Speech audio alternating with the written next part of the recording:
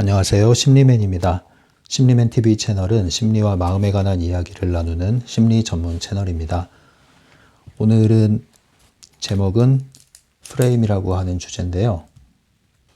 이것을 읽고 이해하는 것도 그다지 쉽지 않았을 건데 읽고 이해할 뿐 아니라 이것을 내 걸로 만드는 데 있어서는 꾸준함이 요구됩니다. 꾸준함이라는 것은 느린 것 같지만 제가 말씀드리지만 느린 것 같지만 결국에는 빠르다. 인생을 펼쳐놓고 봤을 때 당장에 조급한 마음을 가졌을 때는 느려 보이지만 꾸준히 한다고 했을 때는 사람이 뭔가 진득하게 했을 때 빠르면 2년, 늦으면 3년이면 성과를 나타나는 것이거든요. 그러면 우리가 인생을 펼쳐놓고 볼 때 그 정도의 시기는 결국 긴 시간이라고 할 수 없죠. 우리가 그러한 마음으로 꾸준히 밥을 먹듯이 그렇게 접근을 하는 것이 좋겠습니다. 오늘 주제도 부록에 해당하는 개념, 나무로 말하면 나뭇가지에 해당하는 개념으로 보시면 됩니다. 그래서 어렵다, 잘 모르겠다 그러면은 그냥 통과하셔도 상관은 없고요.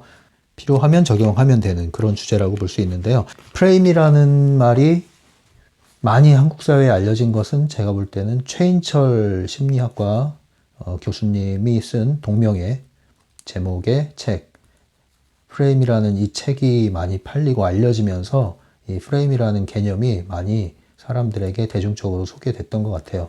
물론 그전에도 이러한 프레임이란 말은 많이 사용되었고 특히 정치 영역에서 많이 쓰여오죠. 이런 것들이 뭐 프레임 씌우기 이렇게 얘기를 하잖아요. 프레임 전쟁이다 이런 얘기를 하는데 어떤 프레임은 틀을 얘기하는 거죠. 이런 틀. 이 틀을 딱 씌워버리는 거예요. 그래서 그 한 번 틀이 씌워지기 시작하면은 그 사람은 모든 사람들이 이 틀을 통해서 보기 때문에 이 틀을 씌우는 한 이 사람이 어떤 행동을 해도 이 틀을 통해서 보여지는 형태로 인식이 되게 되는 것입니다. 그래서 이 프레임을 뭘로 씌우느냐에 따라서 나한테 유리하게 될 수도 있고 상대방한테 불리하게 될 수도 있는 그래서 프레임 전쟁이라고 하는 것이 어떤 프레임을 먼저 선점해서 이 프레임 씌우기를 성공하느냐 이런 것들이 정치에 있어서는 중요한 작업 중에 하나죠. 한국 사회에서는 이런 것들이 심심찮게 발견할 수 있습니다. 이러한 이념 간의 갈등이라든가 정치적인 대치 상황에서 이런 것들이 아주 잘 쓰이고 있죠. 최인철 교수님의 책에 나오는 내용은 그거보다 더 확장된 우리의 일상에서의 그리고 개인적인 영역을 포함해서 프레임이라는 것이 어떻게 우리의 인생을 좌우할 수 있느냐 이런 것들에 대해서 아주 잘 써진 책입니다. 이거 혹시 아직까지 안 읽으신 분들은 소장 가치가 있는 책이에요. 그래서 프레임을 꼭 한번 읽어보세요. 이거는 추천하는 책입니다. 이 책에서는 그런 얘기를 하죠. 그 분홍색을 너무나 사랑하는 그러한 임금에 대한 이야기가 나옵니다. 분홍색을 너무 좋아하다 보니까 온 마을 방방곡곡을 다 분홍색으로 칠을 한 거예요. 도색을 다 한 거예요. 분홍색을 너무 좋아하다 보니까. 그런데 이제 온 마을이 다 분홍빛 마을이 되었구나 하고 이제 만족을 하면서 저 하늘을 쳐다봤는데 하늘이 파란색이었던 거예요.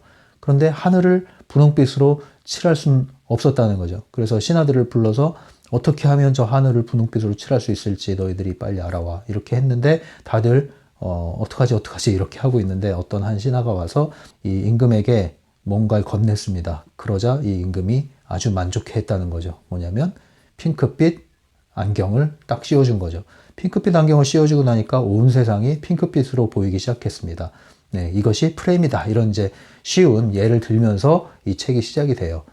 그것처럼 프레임이라는 것은 우리가 어떤 것을 끼워 넣느냐에 따라서 이 세상이 노랗게 보이기도 하고 빨갛게 보이기도 하고 파랗게 보이기도 하고 찬란해 보이기도 하고 단조로워 보이기도 하고 그렇게 이 세상을 보는 우리의 관점 이 세상을 지각하고 느끼고 해석하는 필터와 같은 것이 이 프레임이라고 하는 것이죠. 결국은 어떤 프레임을 갖고 사느냐가 그 사람의 방향성을 결정하기도 하고 관계를 결정하기도 하고 그 사람의 개인적인 행복, 만족감도 좌우하기도 한다는 것인데요.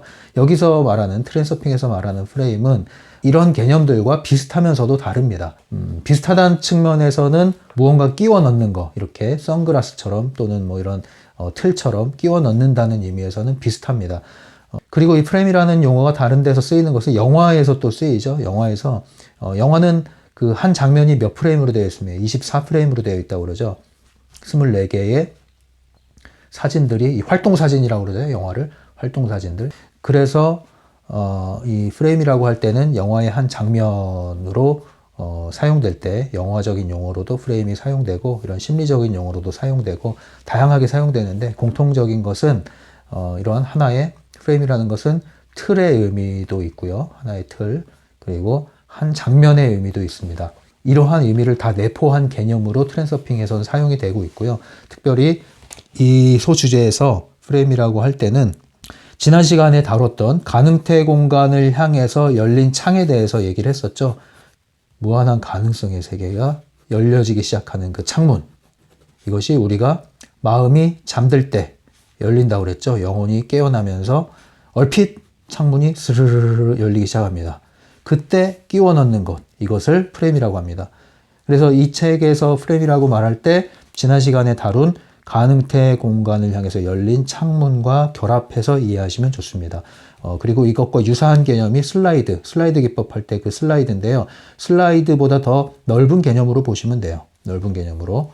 그래서 프레임이라고 할 때는 슬라이드의 좀 더 확장판, 그리고 완결판, 동시에 가능태 공간으로 향해서 열린 창문과 결합해서 이해하셔라.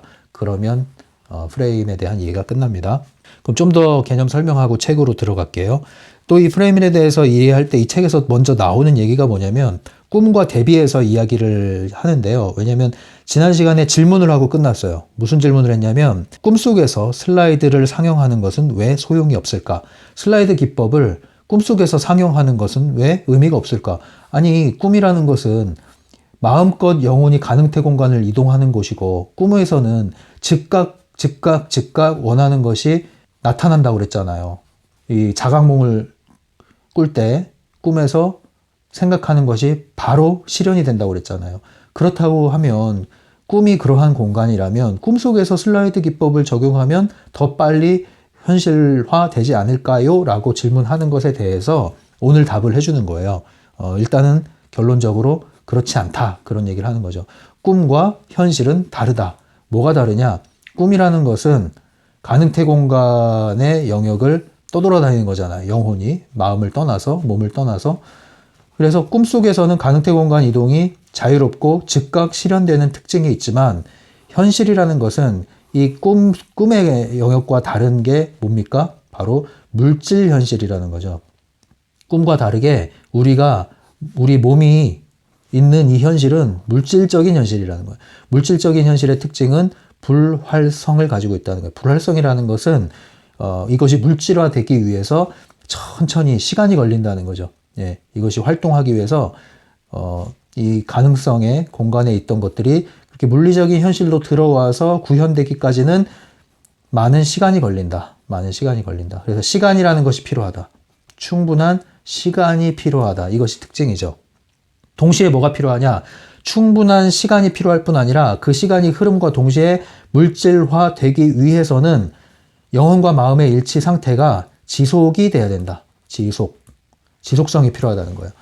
꿈속에서는 영혼과 마음의 일치가 되면 즉각 현실화되는 특징이 있지만 현실에서는 일치가 되더라도 천천히 작동하기 시작한단 말이에요.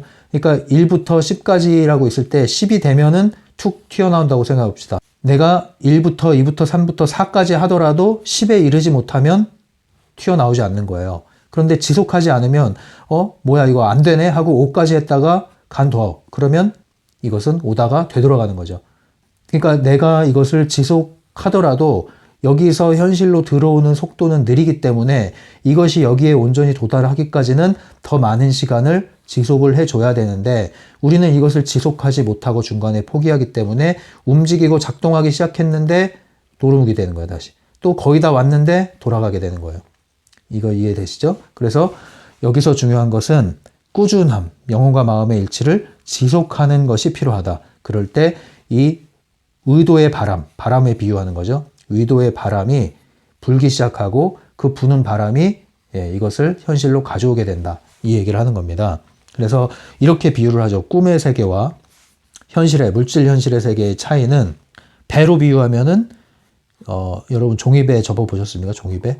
자, 이게 종이배라고 하면 종이배를 물에 띄우면 바람이 불면 쉽게 이동을 합니다. 한번 해보셨죠? 이거 종이배 만들어서 물 위에 띄우고 놔두면 바람이 휙 불면은 저만치 가고 또 더 불면 물에 젖어서 쓰러질 정도로 바람에 아주 민감하고 약합니다. 쉽게 움직여요. 이것이 꿈의 세계다. 근데 현실의 세계는 다르다. 현실의 세계는 마치 뭐랑 같냐면 여기서는 프리깃함, 범선, 뭐 항공모함이라고 생각하셔도 돼요. 범선이라는 것은 굉장히 거대한 이 돛이 달린 큰 배를 얘기하죠. 굉장히 큰 배가 여기에 있습니다. 물 위에. 바람이 붑니다. 바람이 똑같이 불면은 어떤 게 더 빨리 멀리 나가겠습니까? 당연히 종이배겠죠. 종이배는 바람이 불면 쭉 이동을 해요. 하지만 이 범선은 바람이 분다고 그냥 이동하질 않아요. 적당히 불어서는 안 되고요. 바람이 많이 불어줘야 되고 이 돛을 올리지 않는 한 바람이 불어도 안 움직일 수도 있어요. 무겁기 때문에. 이것이 바로 현실, 물질적 현실로 나타나는 데 있어서의 차이라는 거예요. 그래서 현실에서 우리가 가능태 공간에 있는 것이 현실화되는 것은 마치 이러한 범선을 이동시키는 것과 같다. 꿈속에서는 종이배를 이동시키는 것과 같다. 그래서 꿈속에서 슬라이드 상영을 아무리 해봐야 꿈이라는 영역에서는 종이배를 움직이는 것이기 때문에 꿈 안에서는 가능하지만 이것을 현실로 가져올 때는 이것은 종이배가 아니다. 더 이상 이것은 범선을 이동시키는 것이다. 범선을 이동시키려면은 바람이 지속적으로 강하게 불어줘야 되고요. 그리고 돛을 꾸준히 올린 상태여야 되는 것이죠. 그럼 여기서 말하는 프레임이라는 것은 뭐냐? 이것을 이제 현실화하는 데 있어서 일종의 부록이라고 그랬잖아요. 보충하는 기법이라고 그랬죠. 이 가능태 공간을 향해서 열린 창문을 의도적으로 만들어낸 후에 여기서 의도적으로 이 창을 만들고 끝나는 것이 아니라 여기에 프레임이라는 것을 여기에 끼워 넣어라 이거예요. 프레임이라는 걸 끼워 넣으라는 것은 뭐냐면 목표 슬라이드를 상영할 뿐 아니라 프레임이라는 것은 한마디로 한 장면, 영화의 한 장면이라고 그랬죠. 이것은 목표의 한 장면이라고 보시면 돼요. 특징이 있어요. 완결된 장면. 그 목표가 실현되는 나만의 영화, 단편 영화라고 보시면 돼요. 나만의 단편 영화 또는 나만의 한 장면 영화. 그런데 특징은 완결된 구조를 가져야 된다. 그러니까 결과가 나타나야 되는 거예요. 그것을 성취한 결과가 그려져야 돼요. 이 영화에, 이 영화 필름에. 그리고 제목을 포함해라. 그 다음에 느낌이 포함되어야 된다. 느낌. 이것을 상영할 때에 어떤 감정선이 여기 들어가 있어야 되는 거에서요. 환호를 지른다든가, 기뻐한다든가, 평온한 느낌, 따스한 느낌을 받는다든가, 햇살을 받으면서 미소를 짓는 그 얼굴을 느낀다든가, 이렇게 장면이 느낌이 들어있어야 돼요. 느낌이 살아있고, 한 영화에 대표하는 제목이 들어있고, 그 다음에 완결 구조를 가져야 되는데, 결과, 이미 그것을 이룬 상태, 그것을 성취한 모습이 담겨 있어야 됩니다. 그래서 이것들이 행동화가 되어 있어야 돼요. 영화니까요. 영화니까, 사진이 아니라. 이러한 특징을 담고 있으면 이것이 이제 프레임이라고 부를 수 있고요. 이러한 프레임을 목적이 뭡니까? 열린 창문에 이것을 끼워 넣어라. 이 제목을 하나씩 달아주는 이유는 그 제목을 떠올릴 때 이 장면, 한 장면이 상영이 되는 거예요. 그것을 열린 창문에 끼워 넣어라. 이것을 프레임이라고 여기서는 얘기하고 있는 겁니다. 이제 책을 읽으면서 설명을 더 보충해 나가도록 할게요. 외부 의도에 의해 형성된 사건과 직관적 느낌이 예고한 사건 사이에는 일종의 과도구역이 있다. 외부 의도에 의해서 형성된 사건과 직관적 느낌이 예고한 사건. 이게 좀 잘 풀어서 설명을 하셔야 돼요. 이게 뭐냐면 뭔가 느낌이 올라오는 거죠. 어떤 예감이 드는 거예요. 직감이 올라오는 거예요. 육감, 직감, 예감 이런 것들이 확 살아나는 거예요. 그런데 이러한 기분은 도대체 뭐냐 이거죠. 이것은 내가 지금 일어날 일을 알아차린 걸까? 아니면 내가 외부 의도를 끌어온 걸까? 외부 의도를 끌어오고 있는 것을 내가 느끼는 걸까? 아니면 지금 일어나고 있는 것을 예견하는 것일까? 도대체 이 느낌은 뭘까? 이 질문인데요. 이 책에서 말하는 것은 모르겠다죠. 확실하게 말할 수 없다. 두 가지 다 일어날 수가 있다. 근데 중요한 것은 뭐냐? 중요한 것은 영혼과 마음이 일치된 상태이기 때문에 이러한 것을 느끼는 것은 분명하다. 그런데 이러한 영혼과 마음의 일치 상태가 되면 이러한 느낌이 들고 이러한 느낌이 든다는 것은 어쨌든 간에 곧 다가올 무언가를 알아차린 것을 얘기한다. 그러니까 뭔가 오기는 온다. 오는데 그것이 내가 의도를 해서 외부 의도가 가져오는 현실을 느끼는 것인지 아니면 그것과 무관하게 당장 일어날 일에 대해서 내가 앞서서 느끼는 것인지는 정확하지 않다. 이제 이렇게 이해하시면 돼요. 그래서 이제 꿈과 현실에 대한 차이를 이제 계속 진술하고 있는데요. 뭐 몇 가지 읽어볼까요? 꿈의 외부 의도는 왜 가상 섹터를 물질적으로 실현시키지 않을까? 그것은 물질 현실의 불활성과 관계가 있으리라고 생각될 것이다. 문제는 꿈에서는 외부 의도가 단 한 가지 기능밖에 못한다는 것이다. 영혼을 한 가상 섹터로부터 다른 섹터로 옮겨주는 것 말이다. 이 얘기를 하는 거죠. 꿈이라는 공간은 특징이 가능태 공간의 섹터, 이것이 가상 섹터죠. 이것을 마음껏 이동할 수 있다. 꿈에서는 마음껏 이동할 수 있다. 그러나 꿈에서의 이동하는 것을 현실로 가져올 수는 없다. 왜냐하면 현실은 물질 현실이기 때문에 이것은 쉽지가 않다. 시간이 많이 필요한 작업이다. 이렇게 꿈에서 일어나는 일이 현실에 즉각 꿈처럼 나타나지는 않는다. 이제 그 얘기를 하는 겁니다. 현실에서는 외부 의도의 작용이 단숨에 완수되지 않는다. 의도의 바람이 불어도 프리깃함은 움직이지 않는다. 영혼과 마음의 일치가 일어나면 돛이 제 방향을 향한다. 네.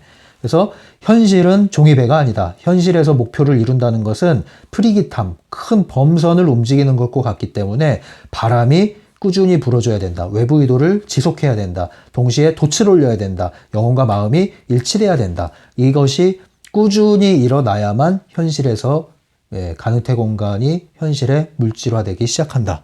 이 얘기예요. 181페이지. 그러므로 목표 섹터가 실현되려면 의도의 바람이 당분간 좀 더 불어줘야 한다. 그래서 꿈속에서 슬라이드를 상영하는 것은 물질적 실현을 일으키는 데는 도움이 되지 않는다. 영혼의 돛은 영혼이 가상 공간 속을 날아다닐 수 있게 해주지만 물질적 실현점의 이동과는 실질적으로 아무런 상관이 없다. 네, 182페이지입니다. 깨어서 슬라이드를 상영할 때는 물질적 실현의 돛이 올려진다. 그리하여 외부 의도는 꿈의 작은 종이배가 아닌 프리깃함을 움직인다. 네, 그래서 잠든 상태에서 꿈속에서 슬라이드 상영하는 것은 큰 의미가 없다. 현실과는. 그런데 깨어나서 현실에서 깨어있는 의식에서 우리가 영혼과 마음의 일치 상태를 만들어내서 외부 의도를 움직이기 시작하면 그것은 이 거대한 범선을 움직일 수 있다. 이 얘기예요. 그런데 이제 이 가능태 공간으로 열린 창과 프레임을 연결시키는 얘기가 이제 나옵니다. 읽어볼게요. 마음이 잠시 잠에 떨어질 때 가능태 공간을 향해 열리는 창문은 인식의 초점을 현재의 물질적 현실의 맥락 속에 남아있게 한다. 그래서 보통의 꿈에서와는 달리 창문 속의 프리깃함의 돛은 그대로 올려져 있다. 이게 뭐냐면 가능태 공간의 창문이 이렇게 열리는 시점은 우리의 의식, 머리가 잠들어 있는 상태라고 그랬잖아요. 머리가 잠들어 있지만 사실 완전히 잠을 자는 꿈을 꾸는 상태는 또 아니에요. 그러니까 이 의식이 약간 비몽사몽의 상태라고 할 수 있죠. 비몽사몽은 꿈과 현실의 중간 상태인 것이죠. 그때 이 가능태 공간을 향해서 열린 창문이 나타나기 시작하는데 그때 프레임을 끼워 넣으라는 거죠. 그럴 때 프리깃함을 움직일 수 있는 그 의도의 바람이 더 강하게 불 수가 있다. 여전히 돛이 올려져 있다는 것은 내가 잠이 들어있진 않다는 거예요. 영혼이 완전히 잠들어서 꿈을 꾸는 상태는 아니라는 거예요. 비몽사몽의 상태와 같은 것이죠. 약간 몽롱한 상태인 것도 같고요. 약간 낯설게 되는 기분이 있어요. 이 낯설게 만들어지는 기분. 황홀경이라고 하면 좀 더 극적인 경험이고요. 뭔가 낯선 느낌. 그것이 두려움과는 상관이 없습니다. 굉장히 신선한 느낌이랄까요? 새로운 느낌, 신비한 느낌. 그런 느낌입니다. 그런 느낌을 불러일으키죠. 그래서 여러분들이 평상시에 이 낯설게 하기를 적용하는 것이 좋아요. 평상시에 가끔씩. 그러려면은 신비감을 불러일으키는 사진이나 글이나 뭐 영화도 좋고 아니면 물건일 수도 있고 이러한 신비감을 일으키는 이러한 대상을 한번 여러분들이 찾아서 느껴보십시오. 또 하나는 생동감. 여러분들에게 생동감을 일으키는 이미지나 사물이나 글이나 어떤 것도 좋습니다. 장소나 생동감을 일으키는 무언가를 또 찾아서 접해 보십시오. 낭만. 낭만적인 느낌 있죠?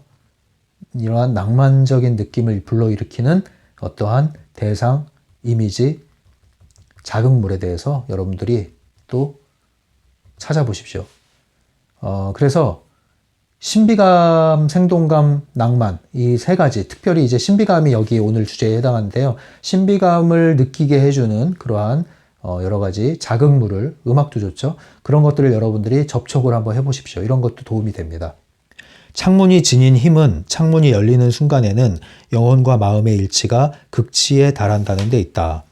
이 가능태 공간으로 향해서 열린 창문은 어떤 의미가 있느냐? 이 창이 열렸다는 것은 영혼과 마음이 일치됐을 뿐 아니라 그 상태가 고조된 상태를 뜻한다는 거예요. 영혼과 마음이 고조된 상태, 이 일치된 상태가 고조된 상태에서 이러한 가능태 공간을 향한 열린 창문이 열린다는 거죠. 느껴진다는 거죠. 뭔가 신비감을 느낄 수 있다는 거죠. 뭔가 낯설게 함이 되는 것이죠. 그러한 순간을 포착했을 때 우리는 평상시에 이 프레임을 갖고 있어야 되는 거예요. 나만의 영화관에 여러 영화의 장면들이 소장돼 있어야 돼요. 프레임이 여러 가지의 프레임이 있어야 돼요. 그 중에 한 제목의 프레임을 꺼내 들어서 바로 상영을 해라. 그 순간.